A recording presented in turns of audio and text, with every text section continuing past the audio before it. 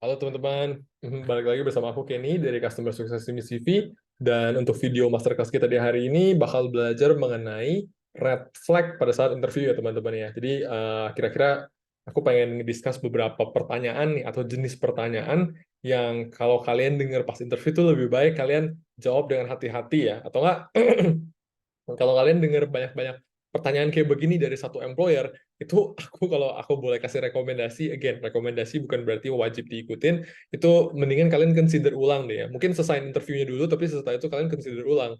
Kalau kalian itu mau join ke mereka atau tidak, kalau dikasih offer letter. Karena emang kalau udah red flag itu udah agak susah ya. Kalau ibaratnya kalau culture perusahaannya itu udah bobrok, itu kalian nggak mungkin kan yang masuk udah gitu kalian ubah semuanya itu impossible. Jadi kalau aku ada di posisi itu mendingan nggak join dulu. Nah, kira-kira tuh pertanyaan apa sih atau jenis pertanyaan kayak gimana yang eh, mesti kalian hindarin gitu teman-teman. Jadi yang pertama itu kalau aku boleh sharing ya, itu lebih ke arah pertanyaan yang sifatnya itu pribadi ya teman-teman ya. Jadi kalau misalnya semua yang urusannya sifatnya pribadi itu kalau kalian ditanya tuh kalian hati-hati banget deh. Atau kalian mendingan consider ulang kalau benar-benar kalian tuh pengen kerja di situ atau enggak. Jadi contohnya political affiliation kalian tuh lebih suka partai yang mana, agama kalian itu apa, udah gitu kayak kamu tuh umurnya sekarang berapa sih. Kamu ngerokok nggak atau kamu minum alkohol nggak, itu semuanya red flag ya. Jadi kamu literally hati-hati banget kalau misalnya ditanya hal-hal yang seperti itu, dan semua hal-hal tersebut itu red flag karena itu nggak ada hubungannya sama pekerjaan yang kalian apply loh. Ibaratnya let's say sebagai contoh kalau misalnya kandidatnya umurnya 30, emangnya kenapa? Kalau dia emang benar-benar qualified dan dia bisa ngelakuin pekerjaannya, terus kenapa umur itu yang jadi pertanyaan gitu? Nggak make sense. Ya, sama. Kalau misalnya dibilang kamu minum alkohol nggak? Iya, saya minum alkohol. Tapi emangnya kenapa? Apakah dengan dia minum alkohol itu jadi value-nya dia turun? Kan enggak, selama dia masih bisa manage kan. Jadi kalau kalian itu, nah dengar pertanyaan kayak begini tuh kalian hati-hati aja gitu. Karena most of the cases ya, 9 out of 10 itu nggak ada hubungannya sama pekerjaan, dan 9 out of 10 itu menurut aku red flag. Ya, di pertanyaan personal, itu yang pertama. Sama kedua itu kalau kalian tuh ditanya yang ada hubungannya tuh sama salary and benefit, tapi pertanyaannya tuh lebih ke arah, oh iya, kalau di pekerjaan kamu yang kemarin itu, kamu sempat absen berapa kali ya? Waduh, hati-hati tuh. Ya, atau enggak kayak,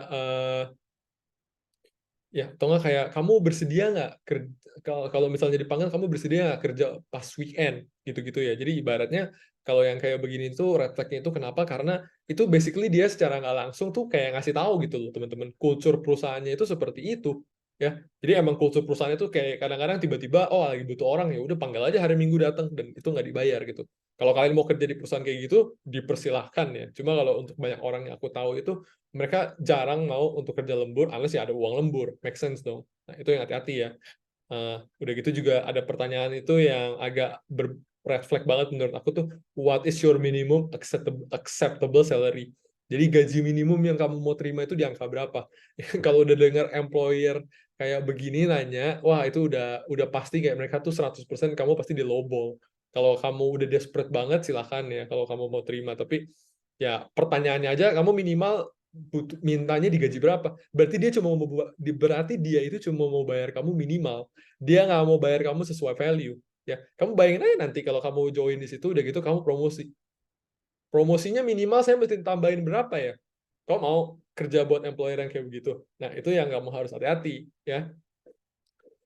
Udah gitu nextnya itu juga ada yang contohnya itu uh, kamu kira-kira committed gak ya, atau kamu kira-kira siap gak ya untuk tanda tangan kontrak di mana kamu itu harus stay sepanjang 2 tahun, 3 tahun, atau enggak pokoknya berapa tahun ya. Kalau misalnya kamu nggak mau stay, itu kamu ya kalau misalnya kamu nggak mau stay, itu kamu harus bayar kita balik. Wah itu hati-hati teman-teman, hati-hati banget. Itu menurut aku itu sangat-sangat red flag karena di mana-mana ya, perusahaan besar, perusahaan kecil ya, Google, Amazon, aku nggak pernah denger ya, correct me if I'm wrong, tapi aku nggak pernah denger kamu join Google misalnya ya, kamu mesti stay di sini 1 tahun. Kalau nggak kamu mesti bayar mereka balik misalnya $500.000. Nggak pernah seumur hidup aku denger kayak gitu. Karena itu nggak make sense. Perusahaan-perusahaan itu yang bikin kontrak seperti itu tuh yang turnover-nya tuh sangat-sangat tinggi. Ya, turnover-nya tuh sangat-sangat tinggi dan biasanya tuh karena ada masalah di kulturnya gitu loh. Either itu toxic, atau mungkin manajernya itu sama sekali nggak bisa ngelit timnya ya, atau nggak kayak mereka tuh sistemnya kalau salah dikit langsung dipecat. Pokoknya intinya hati-hati banget Ya, kalau kamu diminta join, disuruh tanda tangan kontrak, apapun yang terjadi, kamu mau ada gempa bumi jungkir balik, kamu nggak boleh pindah, itu hati-hati teman-teman. Apalagi kalau kamu sampai diancam ke jalur hukum, atau kamu disuruh bayar kayak jutaan gitu ya. Kalau misalnya kamu keluar sebelum waktu yang ditentukan, wah itu jangan. Kalau itu menurut aku sangat, sangat, sangat red flag. Ya, nextnya itu, pertanyaannya itu,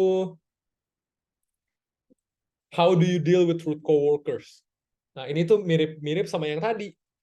Are you available to come during the weekend ya?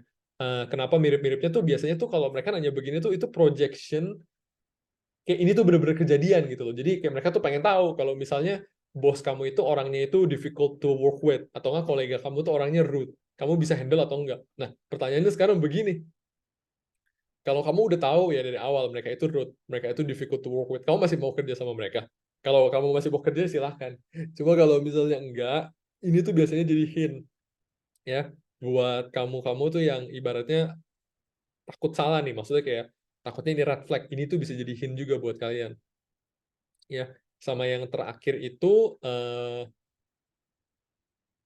mungkin dua yang terakhir itu jadi yang pertama itu kalau misalnya kalian itu nggak dikasih kesempatan itu untuk bertanya gitu loh. Jadi kayak kalian itu interview 30 menit itu kalian dibombardir pertanyaan terus tuh. Kalian tuh kayak diinterogasi. Kayak, ya ampun kayak ini kok kayaknya nggak kelar-kelar gitu. Soalnya kan kalau interview itu it's supposed to be two-way street ya. It's supposed to be conversational. Jadi kalau misalnya kalian cuma ditanyain doang nih udah kayak diinterogasi polisi, itu mendingan kalian juga hati-hati tuh ya. Karena ekspektasinya berarti kalau kayak begitu nanti kalau kamu udah join itu kamu nggak punya suara gitu loh sebagai pegawai. Literally kamu cuma bisa ngikutin apa yang mereka mau doang. Ya, itu yang satu lagi. Sama yang last but not least itu kalau misalnya ini yang aku sering lihat setelah pandemi itu selesai ya. Jadi jobnya itu advertise-nya itu remote jobs, tapi pas interview beneran itu technically nggak remote, technically hybrid. Jadi mereka suruh datang misalnya 3 kali ke office minimal, atau nggak 2 kali seminggu ke office minimal. Padahal di jobnya itu remote. Itu juga red flag teman-teman. Ya, itu juga red flag. Dan personally aku pernah ngadepin kayak begitu.